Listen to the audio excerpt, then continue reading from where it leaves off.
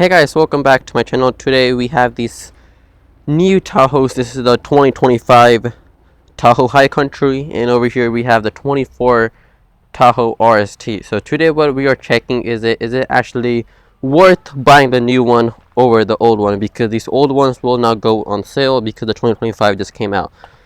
So is it like worth it or not, which I'll be answering into this video, so please do stick around till the end.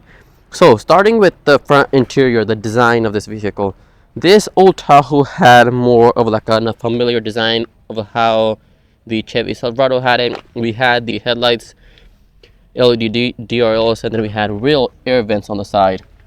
This design itself was also really good.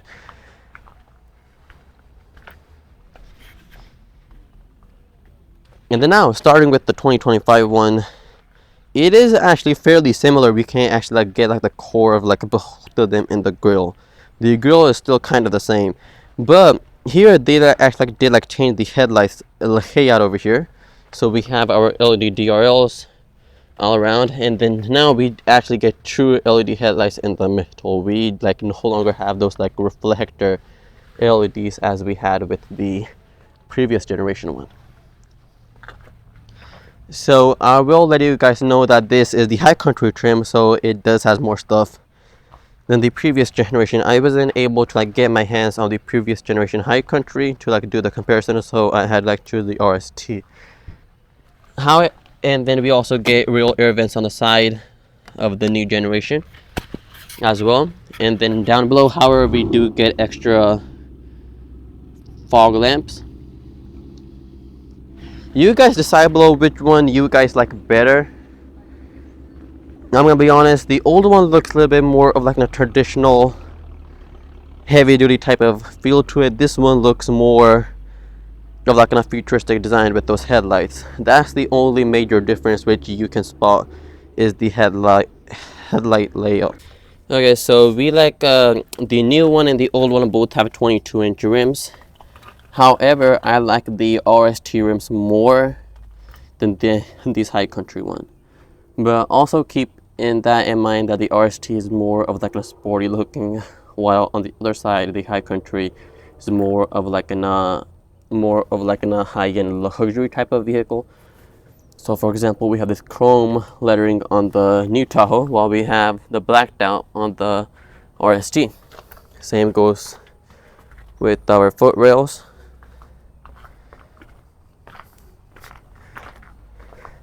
So in the back of the previous generation, we had our wiper hidden under the spoiler, blacked out Tahoe badging. However, for this old one, the tail lights weren't fully LED. We had halogen bulbs in there, which really didn't look cool in 2024. But in the 25 version, they did change that, which I will go over in a bit. So you can see those bulbs. We do have quad exhaust with those chrome tips. They look fantastic. And then, on the other side, this Tahoe, we get these new tail lights. They look fantastic. So we got these LEDs in there. They show this really good animations once we start the vehicle. We also have quad exhaust, but that previous generation exhaust just looks way more sportier than these boxed out designs. Okay, so we have the hood popped open. So under the new ones, we have the 6.2 liter naturally aspirated V8, which makes 420 horsepower and 460 pound-feet of torque. Is paired to a 10-speed automatic transmission that's going to tow up to 8,000 pounds. This is also available in rear-wheel drive only, and then also all-wheel drive. And then compared with the previous generation, we still get the same powertrain.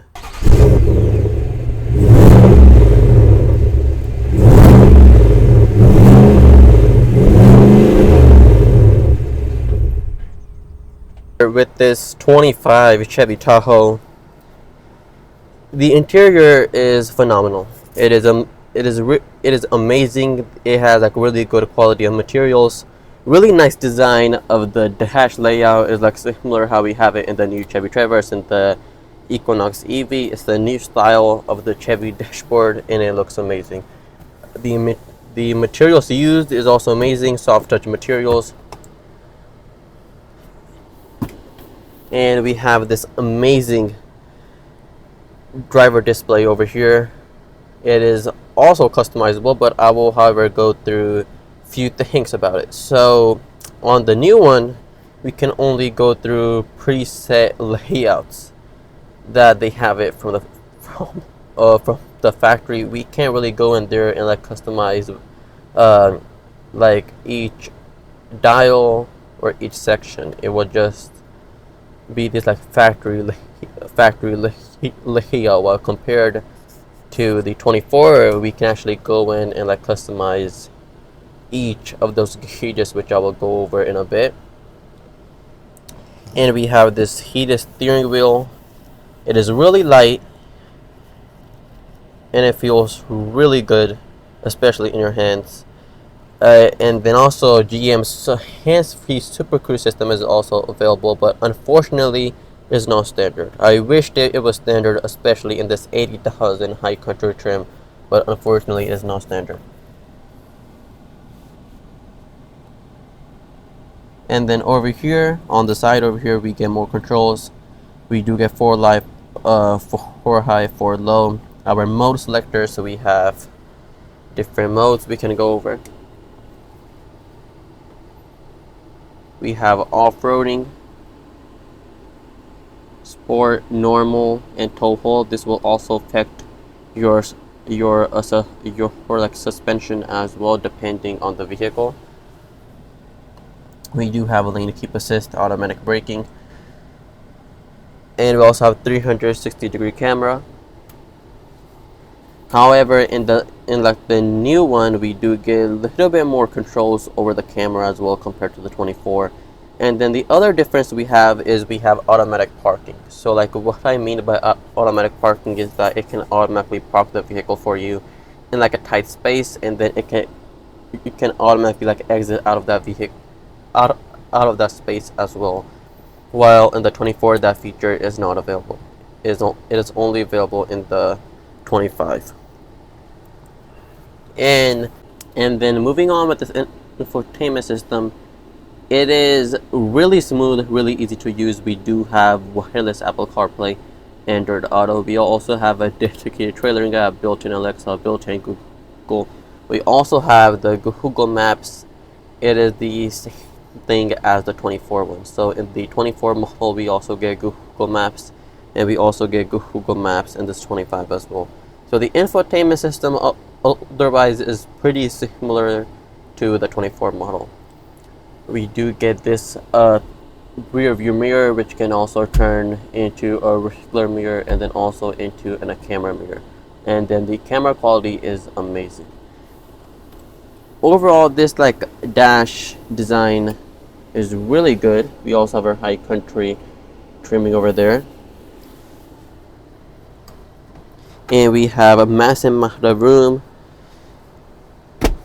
We have our high country on the headrest as well. These like seats are heated and vented, but unfortunately non-massaging. I wished it was massaging because this vehicle does cost $80,000.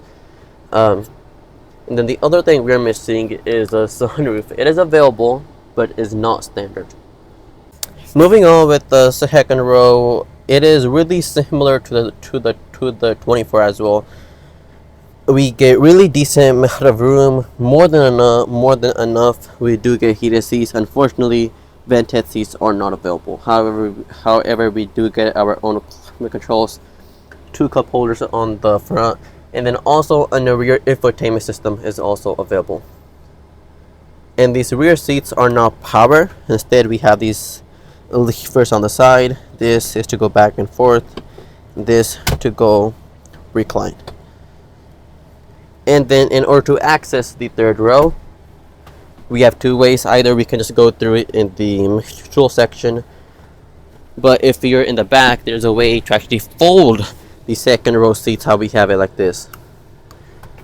So in the back, we do get a Type-C charger, 2 cup holders, and once again, no heated seats. And then to get out of the second row, I can just press this button. You have to press and hold it, and it will just like fold like this. So now you have extra room to get out of the third row seating. Okay, so starting with this 2024 trim, we get this interior. It is actually really nice too, but it's not as good as the 25. We get this smaller display instead of the big 17-inch one, but we still have like kind of like the same operating system. It is a little bit different, but we still get built-in Google Maps and a built-in dedicated trailering app as well. It is like really similar. We also have built-in Alexa, built-in Google Assistants. And then in this 24 trim, we still get really nice materials used overall in the cabin. It feels like a really high quality vehicle. We have this rare stitching which matches with our RST badging. However, this like steering wheel feels like a little bit more of like a truck style, while in the new one it is more of like a light SUV style. But it is like still really light. It is heated as well.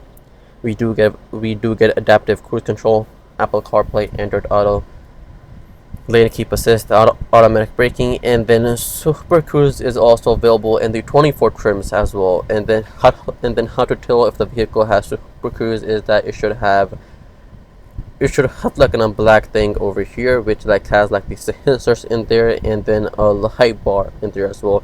And then it should have a small camera over here. And then on the side is actually fairly similar to the 24 one. We still get our 360-degree switch over here, our trailering controls, and then since this has the old operating system, we do get this little bit different 360-degree camera compared to the 25 version. And then moving on with this driver display, it's also like really different compared to the 25. We can't get the full screen Google Maps in there either. However, like as I was talking about before, here we can actually like go through each gauge how we want it, and then we could just like change what we want that gauge. So for example, in this lift gauge, I can have my fuel economy, my transmission fluid, and then a right side gauge, compass, time and pressure, tire pressure. So we do get a little bit more of a customization compared to the new one. And we can also like change the bottom gauges as well, and also add more info pages. However, we do not get the full screen Google Maps experience. We still get the same amount of information, but not just the Google Maps information. We can also change the layouts as well. Display layout. You have classic, progressive, and then the animations are really smooth. We have a full digital one as well. And if you just don't want that extra information, we can have this clean look, which all we get is just our speed limit. It looks really nice, and it's really smooth. And moving on with the center dash, we get this old type of gear shifters. They're also really cool, but the new one is just a little bit better. So for reverse, we pull it up, as well as for drive, but for neutral and P, we like press it in. And then for our low gears, we press L, and we can use this to shift.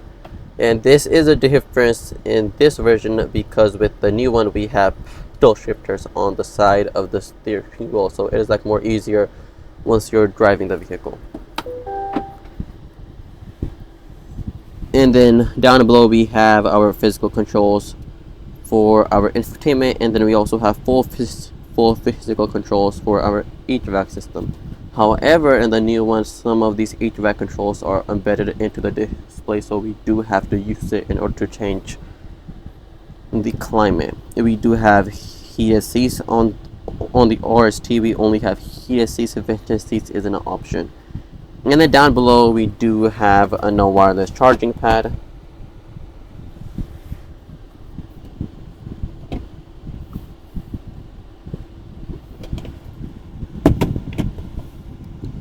So it must be centered in place. Okay, there it is. And then we also have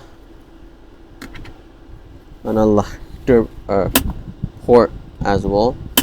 We have 2 cup holders, and we have a little bit more amount of storage compared to the 25, because in the 25 we get that feature where like the center console can actually like go back. In this one, the feature is available but not standard. We also have 2 USB-C chargers, USB-C and USB-A. And then overall the features are like mostly the same. It is just the layout of the dash which is different. Okay, so for this RST trim, we do have a sunroof as well, and we also have power sunshade as well as a power sunroof. In the high country, like the 25 model, it is an extra.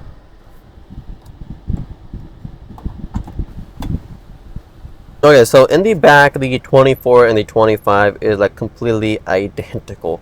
We still have the same amount of headroom and legroom. We still have really nice materials in the back. And we have the same type of rear HVAC system with heated seats, 2 USB-C chargers, and a main 150 watt charger down below. Once again, no heated seats are available. So in the third row is also exactly identical with the 25. So if you guys want any change, there's like literally no change in the second and the third row.